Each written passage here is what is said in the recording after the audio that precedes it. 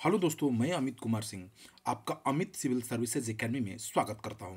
दोस्तों, हम लोग आज बिहार स्पेशल बिहार विशेष का मेरा टॉपिक तो चल ही रहा है, आप देख ही रहे हैं। डेली मैं आपके लिए क्वेश्चन प्रैक्टिस करवाता हूं, टेस्ट सीरीज कह लीजिए चाहे क्वेश्चन प्रैक्टिस कर लीजिए। डेली हम लोग बिहार के इतिहास के पार्ट 11 तक पहुंचे, हम लोग पार्ट 10 मैंने कंप्लीट किया है। 20 से 30 क्वेश्चन डेली। आज दोस्तों 50 क्वेश्चन मैंने डाला है, लगभग 50 क्वेश्चन का इसमें है। हम लोग देखेंगे इसमें, हम लोग गुप्त काल के बारे में, गुप्त काल में बिहार का क्या रहा है उसके बारे में हम लोग चर्चा करेंगे। तो पहला क्वेश्चन लेते हैं दोस्तों। और मैं यह कहना चाहूँगा कि किसी को अगर कोई डाउट हो मेरे वीडियो संबंधित तो आप कमेंट सेक्शन में मुझे कमेंट करके बता सकते हैं। और साथ ही साथ अगर आप नए हैं तो मेरे चैनल को सब्सक्राइब कर लीजिए। बहुत ही इंपॉर्टेंट मेरे चैनल पर daily current affairs, Bihar current affairs, national current affairs, international current affairs, सारे क्वेश्चन आपको देखने को मिलेंगे। साथ ही साथ दोस्तों डेली बिहार का स्पेशल सीरीज चल रहा है। तो आज का पहला क्वेश्चन लेते हैं। भारत के इतिहास में किसके काल को स्वर्ण काल कहा गया है? देखिए, भारत के इतिहास में जो गुप्त काल है उस काल को स्वर्ण काल कहा गया है। दोस्तों, इस काल में मंदिरों का विकास हुआ, वैष्णव और भागवत धर्म अपने चरमोत्कर्ष तक पहुंचा और भारत का विस्तार हुआ, भारत की सीमाओं का विस्तार हुआ। तो भारत के इतिहास का स्वर्ण काल जो है गुप्त काल को कहा जाता है।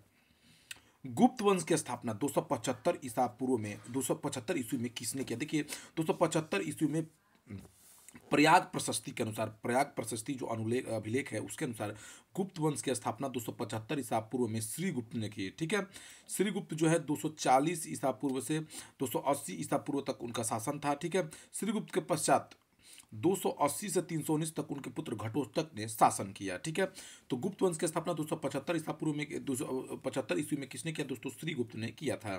ठीक है, और याद रखिए। आगे चलते हैं।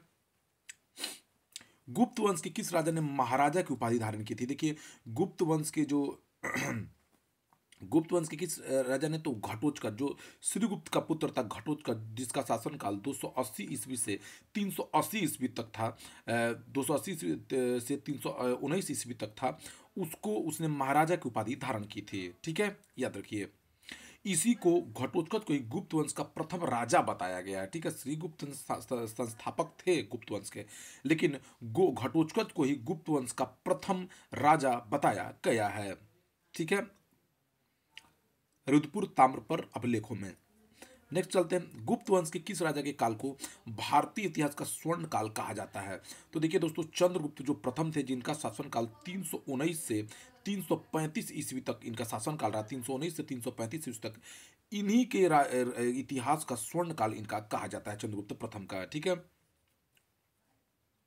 देखिए इन्होंने कुमार देवी से शादी किया। इन्होंने कुमार देवी से शादी किया। कुमार देवी से शादी करने के बाद इनको वैशाली राज्य प्राप्त हो गया। ठीक है, चंद्रगुप्त प्रथम ने वैशाली राज्य प्राप्त किया कुमार देवी से शादी करके। ठीक है, चंद्रगुप्त प्रथम ने कौशाम्बी तथा कौशल के राज्यों को जोड़कर अपने राज्य में मिलाया था। ठीक है, और पाटलिपुत्रा को अपनी राजधानी बनाया था। ठीक है, तो इनका विवाह, जो चंद्रगुप्त प्रथम जो थे, इनको भारतीय इतिहास का स्वर्णकाल गुप्त काल में कहा जाता है, गुप्त वंश का। इन्होंने क्या किया? कुमार देवी से शादी किया और वैशाली राज्य इन्होंने प्राप्त किया। ठीक है, चंद्रगुप्त प्रथम ने कौशाम्बी तथा कौशल के राज्यों को भी जीत लिया और अपने राज्य में मिला दिया दोस्तों। तो बहुत ही इंपॉर्टेंट है। ठीक है, और इन्होंने अपनी राजधानी किसको बताया? पाटलिपुत्रा को, चंद्रगुप्त प्रथम। तो दिमाग पे इस चीजों को याद रखिए। चंद्रगुप्त प्रथम की राजधानी कहां थी दोस्तों? तो चंद्रगुप्त प्रथम की राजधानी थी पाटलिपुत्रा। मैंने बताया इन्होंने कौशाम्बी तथा कौशल को भी जीत लिया, कौशाम्बी तथा कौशल राज्यों को जीतकर पाटलिपुत्रा में मिला दिया। ठीक है, सर्वप्रथम सोने के सिक्के किस गुप्त वंशीय शासकों ने चलवाया था? देखिए, सर्वप्रथम सोने के सिक्के जो है चंद्रगुप्त प्रथम ने ही चलवाया था दोस्तों। इन सिक्कों पर एक तरफ चंद्रगुप्त और उनकी पत्नी कुमार देवी का चित्र था। ठीक है ना, जो सोने के सिक्के चंद्रगुप्त प्रथम ने चलवाए, उसमें एक तरफ चंद्रगुप्त प्रथम का और उनकी पत्नी जो रानी थी कुमार देवी, उनका चित्र बना हुआ था, तथा दूसरी तरफ लक्ष्मी देवी की आकृति थी। ठीक है ना, माता लक्ष्मी की आकृति थी। तो याद रखिएगा, सर्वप्रथम सोने के सिक्के चंद्रगुप्त प्रथम ने चलवाए, और जो एक तरफ जो सिक्का था उस पर चंद्रगुप्त और कुमार देवी का चित्र था, दूसरी तरफ था किसका चित्र? लक्ष्मी माता का चित्र बना हुआ था। चंद्रगुप्त प्रथम का जो शासन काल जो बताया जाता है दोस्तों, 319 से 335 ईस्वी तक था। ठीक है, गुप्त वंश के किस शासक को परक्रमांक कहा जाता है? देखिए दोस्तों, जो कुमार देवी और चंद्रगुप्त प्रथम का जो पुत्र था, चंद्रगुप्त प्रथम का पुत्र था समुद्रगुप्त। ठीक है, 335 से 375 ईस्वी तक इसका शासनकाल रहा। ठीक है, कुमार देवी के गर्भ से इसका जन्म हुआ था। कुमार देवी इसकी माता थी, जो वैशाली की रहने वाली थी। ठीक है, तो जो है गुप्त वंश के किस शासक को परक्रमांक कहा जाता है? तो समुद्रगुप्त को परक्रमांक कहा जाता है। देखिए समुद्रगुप्त का जो शासन काल है दोस्तों, वो राजनीतिक एवं सांस्कृतिक दृष्टि से गुप्त साम्राज्य के उत्कर्ष का काल माना जाता है। इसने राजनीतिक और सांस्कृतिक दृष्टि से बहुत अच्छा शासन किया था समुद्रगुप्त ने, ठीक है। समुद्रगुप्त जो है बहुत बड़ा संगीतज्ञ भी था, वीणा वादक भी था ये दोस्तों, ठीक है। इसने सिक्कों पर वीणा बजाते हुए अपनी चित्रण भी करवाया है। समुद्रगुप्त का मंत्री एवं दरबारी कवि कौन था? देखिए समुद्रगुप्त का मंत्री एवं दरबारी जो कवि था दोस्तों, वो कौन था? वो हरिसेन था। कौन था? हरिसेन, ठीक है, तो याद रखिए। हरिसेन द्वारा रचित प्रयाग प्रशस्ति से गुप्त वंश के किस राजा के राज्यरोहण, विजय तथा साम्राज्य विस्तार के संबंध में जानकारी मिलती है? तो देखिए जो हरिसेन था वो समुद्रगुप्त का मंत्री एवं दरबारी कवि था। तो उसने दोस्तों प्रयाग प्रशस्ति में जो उसने रचित किया, उसने उस अभिलेख में बताया है दोस्तों कि समुद्रगुप्त का राज्यरोहण कैसे हुआ, उसने विजय प्राप्त कहाँ किया और उसने अपने साम्राज्य का विस्तार कहाँ कहाँ किया है, ठीक है। वेरी इंपॉर्टेंट है, तो याद रखिए हरिसेन के प्रयाग प्रशस्ति में जो है समुद्रगुप्त का उल्लेख मिलता है और हरिसेन जो है समुद्रगुप्त का मंत्री एवं दरबारी कवि भी था। गुप्त वंश के किस राजा ने महाराजा धीराज की उपाधि धारण की थी? देखिए समुद्रगुप्त को परक्रमांक, महाराजा धीराज इसको कहा गया है, ठीक है ना। महाराजा धीराज परक्रमांक सब कुछ इसको कहा गया है, ठीक है। इसको भारत का नेपोलियन बीए स्मिथ ने कहा है। समुद्रगुप्त का विजयी अभियान, समुद्रगुप्त ने विजय प्राप्त की, तो इसके विजयी अभियानों को बीए स्मिथ जो इतिहासकार थे उन्होंने भारत का नेपोलियन को इसको उपाधि दी है। अगला क्वेश्चन उसने बीए स्मिथ ने किसे भारत का नेपोलियन की उपाधि दी है? तो समुद्रगुप्त को। तो समुद्रगुप्त वेरी इंपॉर्टेंट है, इससे बहुत क्वेश्चन आता है दोस्तों, ठीक है। गुप्त वंश का कौन सा शासक एक महान संगीतज्ञ और वीणा वादक था जिसने सिक्कों पर वीणा बजाते हुए दिखाया गया? तो ये समुद्रगुप्त ही था। समुद्रगुप्त एक उच्च कोटि का विद्वान था, ठीक है। असाधारण सैनिक योग्यता थी उसमें, तथा विद्या का वो उपासक था, संरक्षक था। उसे कविराज भी कहा गया है समुद्रगुप्त को, ठीक है। सो समुद्रगुप्त एक महान संगीतज्ञ, एक सैनिक, उच्च कोटि का सैनिक, उच्च कोटि का विद्वान और वीणा वादन का वो शौकीन था। एक सिक्के पर उसे वीणा बजाते हुए दिखाया गया है समुद्रगुप्त को, ठीक है, याद रखिए। एक काव्यांकर सूत्र है उसमें समुद्रगुप्त का नाम चंद्रप्रकाश भी मिलता है, ठीक है। तो पूछ दे कि किस गुप्त वंशीय शासक को चंद्रप्रकाश भी कहा जाता है, तो समुद्रगुप्त ही है। समुद्रगुप्त का विशाल साम्राज्य का निर्माण किया, उत्तर से हिमालय से लेकर दक्षिण में विंध्य पर्वत तक और बंगाल की खाड़ी से पश्चिम में पूर्वी मालवा तक इसका विस्तार हुआ था, इसकी सीमा का। समुद्रगुप्त ने किस बौद्ध विद्वान को अपना मंत्री नियुक्त किया था? तो देखिए दोस्तों इसने जो है इसको दोस्तों वसुबंधु को इसने अपना बौद्ध विद्वान मंत्री नियुक्त किया था, ठीक है। समुद्रगुप्त के शासन काल का समय क्या था? दोस्तों मैंने बताया समुद्रगुप्त का जो शासन काल का समय था दोस्तों यही था 335 से 375 ईसा पूर्व, आप याद रखिए, ठीक है। ईसा पूर्व नहीं, ईसवी, सॉरी। गुप्त वंश के किस शासक को विक्रमादित्य, विक्रमांक, परम भागवत, देवगुप्त, देवराय, देवश्री उपाधियों धारण किया था? विक्रमादित्य तो चंद्रगुप्त द्वितीय था दोस्तों, इसका शासनकाल 380 से 412 ईस्वी था, ठीक है। समुद्रगुप्त और चंद्रगुप्त के बीच एक और भी राजा का वर्णन है, लेकिन वो बहुत दुर्बल शासक था, इसलिए उसका अस्तित्व रामगुप्त था वो, ठीक है। तो समुद्रगुप्त के बाद इसीलिए चंद्रगुप्त विक्रमादित्य की ही जानकारी मिलती है, ठीक है।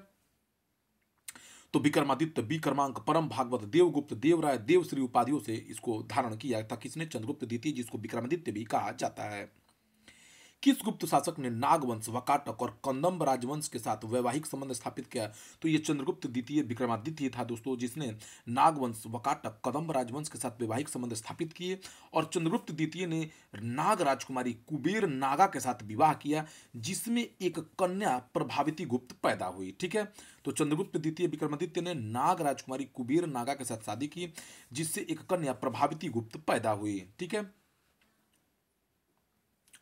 चंद्रगुप्त द्वितीय ने 389 ईस्वी के किस शक राजा पर विजय के बाद विक्रमादित्य की उपाधि धारण की थी? तो देखिए दोस्तों इसने शकराज रुद्र सिंह को पराजित करने, विजय प्राप्त करने के बाद विक्रमादित्य की उपाधि धारण की थी, ठीक है। तो किसको? शकराज रुद्र सिंह को। किनका सहयोग प्राप्त करने के लिए विक्रमादित्य ने अपनी पुत्री प्रभावती गुप्त का विवाह रुद्रसेन द्वितीय से कर दिया? तो देखिए उसने वाकटकों का सहयोग पाने के लिए, वाकटकों का सहयोग प्राप्त करने के लिए अपनी पुत्री प्रभावती गुप्त का विवाह रुद्रसेन द्वितीय से कर दिया था, ठीक है।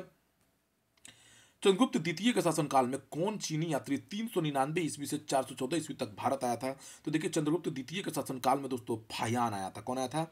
फाहियान जो है आया था, ठीक है। उसने अपनी यात्रा वृत्तांत सी यू की में गुप्तकालीन भारतीय संस्कृतियों का सुंदर वर्णन किया है। अपनी यात्रा वृत्तांत सी यू की उसने एक पुस्तक लिखी, उसमें उसने अपने गुप्त काल की भारतीय संस्कृति का सुंदर वर्णन किया है। चंद्रगुप्त द्वितीय के शासनकाल में उसकी प्रथम जो राजधानी थी पाटलिपुत्र थी, और द्वितीय राजधानी क्या थी, उज्जैनी थी। तो प्रथम पाटलिपुत्र और द्वितीय उज्जैनी थी, ठीक है। गुप्त वंश के किस शासक के काल को कला एवं साहित्य का स्वर्ण युग माना जाता है? तो कला एवं साहित्य का स्वर्ण युग जो है दोस्तों चंद्रगुप्त द्वितीय का शासन काल को माना जाता है। इसके पीछे रीजन है दोस्तों, इसमें इनके शासन काल में एक नवरत्नों की एक मंडली थी, जिसमें चिकित्सक, कविकार, कहानीकार, गणितज्ञ, खगोल शास्त्री, साहित्यकार, सारी लोग उपस्थित। तो एक नवरत्नों का दल था चंद्रगुप्त द्वितीय के शासन काल में, ठीक है। गुप्त वंश के किस शासक के दरबार में नवरत्न थे? तो चंद्रगुप्त द्वितीय, विक्रमादित्य जिनको कहा जाता है। चंद्रगुप्त के नवरत्नों में कौन चिकित्सा शास्त्र से संबंधित है? देखिए दोस्तों, जो चिकित्सा शास्त्र, ये धन्वंतरी थे। धन्वंतरी जो है चिकित्सा के महान थे, महान महान ज्ञाता थे, ठीक है।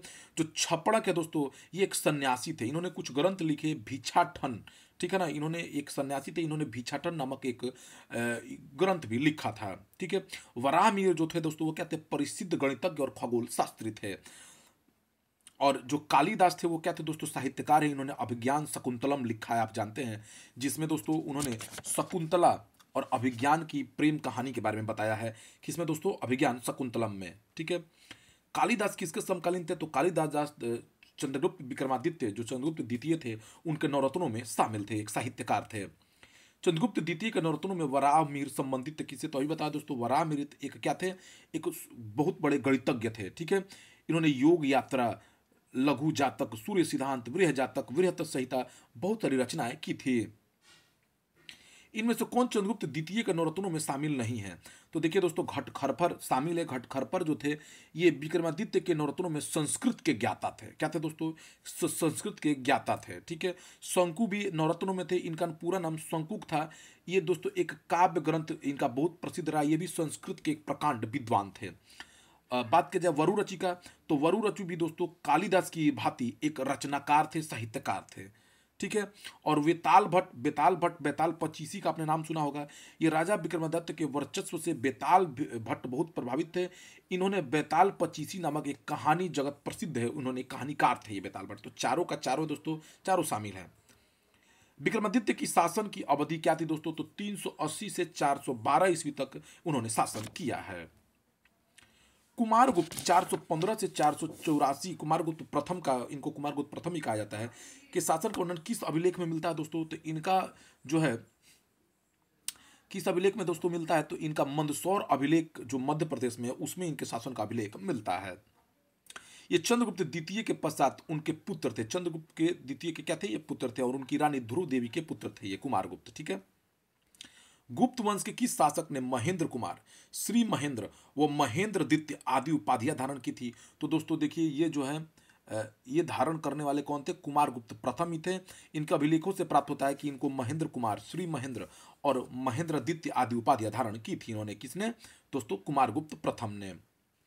कुमारगुप्त किस धर्म के अनुयायी थे? तो ये दोस्तों कुमारगुप्त वैष्णव धर्म को मानते थे, लेकिन इनमें धार्मिक सहिष्णुता की नीति अपनाई। इन्होंने सभी को एक समान माना, ठीक है। कुमारगुप्त के सिक्कों से पता चलता है कि इन्होंने अश्वमेध का यज्ञ भी करवाया था, ठीक है। गुप्त शासकों में सर्वाधिक अभिलेख किस शासक के प्राप्त हुए हैं? तो कुमारगुप्त प्रथम के सर्वाधिक अभिलेख प्राप्त हुए हैं, ठीक है। किस गुप्त वंश के शासनकाल में मयूर आकृति की रजत मुद्राएं प्रचलित थी? उन मुद्राओं को दिनार कहा जाता था। तो कुमारगुप्त के शासनकाल में मयूर आकृति की रजत मुद्राएं प्रचलित थी और इन मुद्राओं को दिनार कहा जाता था। इनमें से नालंदा विश्वविद्यालय के बारे में क्या सत्य है? देखिए, कुमारगुप्त प्रथम ने नालंदा विश्वविद्यालय की स्थापना की थी, सही है, इनके शासनकाल में ही हुआ था। नालंदा विश्वविद्यालय के विशाल पुस्तकालय को ऑक्सफोर्ड ऑफ महान महायान बौद्ध कहा जाता था, सही है। नालंदा विश्वविद्यालय की पहचान को सर्वप्रथम कनिंघम द्वारा की गई थी, यह भी सही है दोस्तों। और चीनी सिंह 673 ईस्वी में नालंदा आया था और उसने बताया कि नालंदा विश्वविद्यालय की अपनी एक मुद्रा थी, जिस पर पाली भाषा में श्री नालंदा महाविद्यालय आर्य भिक्षु संघस्थ उत्कीर्ण था। तो चारों का चारों सही है दोस्तों, ठीक है। पुष्यमित्रों या सुंगवंशियों के आक्रमण के समय 455 ईसा पूर्व में कुमारगुप्त प्रथम की मृत्यु के बाद सिंहासन पर कौन बैठा? तो देखिए उसके बाद कुमारगुप्त की प्रथम जो मृत्यु हो गई 455 ईस्वी में हो गई, तो उसके बाद स्कंदगुप्त बैठा। और स्कंदगुप्त के समय दोस्तों बहुत सारे बाहरी आक्रमणकारियों ने हमला किया। इसके शासनकाल में सुंगों ने हमला किया, हुणों ने हमला किया। इसने सबका सफलतापूर्वक सामना किया और सब आक्रमणकारियों को मार के भगा दिया दोस्तों। ठीक है, किस गुप्त शासक ने सुंगों तथा हुणों को पराजित किया था? तो वो कौन है दोस्तों? स्कंद गुप्त है। 455 से 467 ईस्वी तक इसका शासन काल रहा है। हुणों का सर्वप्रथम आक्रमण किसके काल में हुआ था? तो दोस्तों स्कंदगुप्त, मैंने बताया स्कंदगुप्त में हुआ था। स्कंदगुप्त के किस अभिलेख में हुणों को मलेच कहा गया है? तो दोस्तों जूनागढ़ अभिलेख में हुणों को मलेच कहा गया है। स्कंदगुप्त ने अपने शासन के अंतिम दिनों में अपनी राजधानी कहाँ स्थानांतरित करा ली? देखिए दोस्तों अपने शासन के अंतिम दिनों में इसने अपनी राजधानी जो है अयोध्या स्थानांतरित करा ली थी स्कंदगुप्त ने। गुप्त काल में सती प्रथा का पहला साक्ष्य किस अभिलेख से मिलता है? तो गुप्त काल में देखिए दोस्तों सती प्रथा का ईरण अभिलेख से मिलता है, जो भागलपुर में है। ईरण अभिलेख जो मध्य प्रदेश में है। गुप्त वंश का अंतिम शासक कौन था दोस्तों? गुप्त वंश का अंतिम शासक कुमारगुप्त तृतीय था। ठीक है, इसमें गुप्त वंश के बारे में क्या असत्य है? गुप्त काल में सती प्रथा, दास प्रथा प्रचलन में थी, एकदम सत्य है दोस्तों। गुप्त काल में भू राजस्व की दर 1/4 से 1/6 थी, एकदम सही है। गुप्त काल में भागवत तथा वैष्णव धर्म चरमोत्कर्ष प्रथा, यह भी सही है। गुप्त काल के प्रसिद्ध गणितज्ञ आर्यभट्ट, वराहमिहिर, ब्रह्मगुप्त पाटलिपुत्र के निवासी थे, एकदम सही है दोस्तों। गुप्त काल की सबसे छोटी इकाई ग्राम थी शासन की, तो ये भी प्रशासन की सबसे छोटी ग्राम थी, ये भी सही है दोस्तों। तो सबका सब सही है।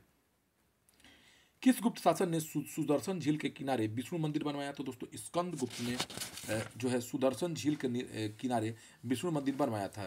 ठीक है, स्कंदगुप्त के शासनकाल में ही भारी वर्षा के कारण सुदर्शन झील जो है टूट गई थी। तो इसका पुनरुद्धार जो है सौराष्ट्र के प्रांत के गवर्नर पंडदत्त और चक्रपालीन ने करवाया था। किस शासक ने स्वयं को लिच्छवी दोहित्र कहा है दोस्तों? तो समुद्रगुप्त ने स्वयं को लिच्छवी दोहित्र कहा है। चंद्रगुप्त प्रथम का राज्याभिषेक कहाँ हुआ था दोस्तों? तो पाटलिपुत्र में हुआ था। इनमें से क्या सत्य है? सुल्तानगंज में कांसे से निर्मित 2 मीटर ऊंची भगवान बुद्ध की प्रतिमा तथा अजगैबीनाथ मंदिर गुप्त काल की, एकदम सही है दोस्तों। महाराष्ट्र में स्थित अजंता की गुफाओं में कुल 29 गुफाओं में 16, 17, 19 गुप्त काल से संबंधित है, क्लियर है, ये भी सही है। गुप्त काल में कला क्षेत्र में मंदिरों का निर्माण हुआ है, इसमें शिखायुक्त मंदिर प्रमुख है। बोध गया का महाबोधि मंदिर तथा राजगिरी का मनियार मठ का निर्माण गुप्त काल में हुआ था, यह भी सही है। अभिज्ञान शकुंतलम किसके द्वारा रचित साहित्य है? तो ये काली द्वारा रचित सदस्य है। और स्वप्न वासवदत्ता के रचयिता कौन है दोस्तों? तो स्वप्न वासवदत्ता के रचयिता भास हैं। ठीक है, तो दोस्तों thank you for watching my video. आप ऐसे ही इंपॉर्टेंट क्वेश्चन के लिए मेरे चैनल को सब्सक्राइब कर लीजिए। Thank you for watching my video.